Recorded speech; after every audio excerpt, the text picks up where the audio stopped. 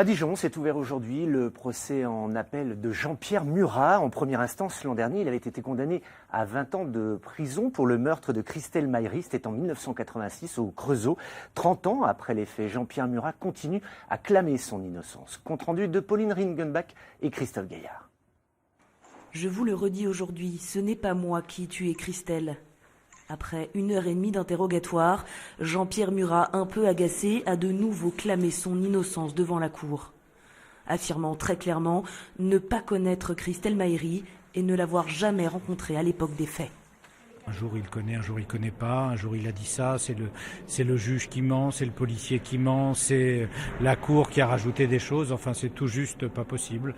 Donc je crois que, en tout cas, c'est plutôt pour lui que ça pose problème. C'est-à-dire que du coup l'absence de crédibilité de ses déclarations font que ces dénégations du meurtre de Christelle ne rencontrent pas beaucoup d'écho. L'accusé, pourtant très attentif au débat, a cumulé confusion, contradiction et incohérence dans ses déclarations, traitant les différents témoins de menteurs.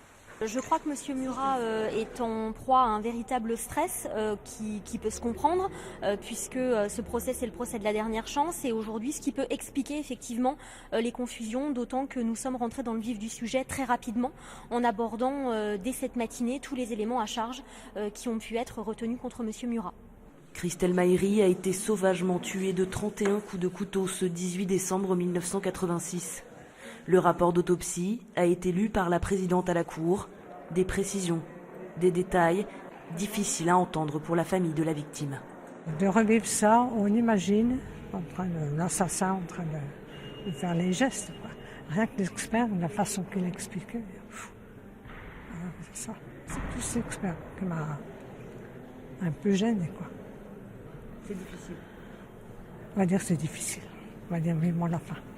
Demain, lors du deuxième jour d'audience, d'autres experts seront entendus et ce seront les différents enquêteurs qui ont travaillé sur cette affaire pendant 30 ans qui se succéderont à la barre.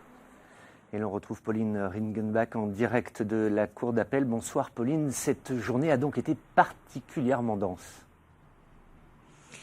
Oui, Eric, et effectivement, l'accusé n'a donc pas été épargné par les questions lors de cette première journée d'audience. Pendant plus de 2 heures, la présidente lui a posé énormément de questions.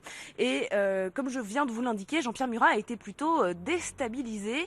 L'homme justifie notamment son obsession pour ce meurtre par une prise excessive à l'époque de drogue et d'alcool. Alors nous verrons demain comment Jean-Pierre Murat se comporte et réagit face aux enquêteurs qui ont donc mené les investigations qui ont abouti finalement à son arrestation seulement en 2011. Jean-Pierre Murat, qui est aujourd'hui âgé de 48 ans, encourt tout de même 30 ans de réclusion criminelle.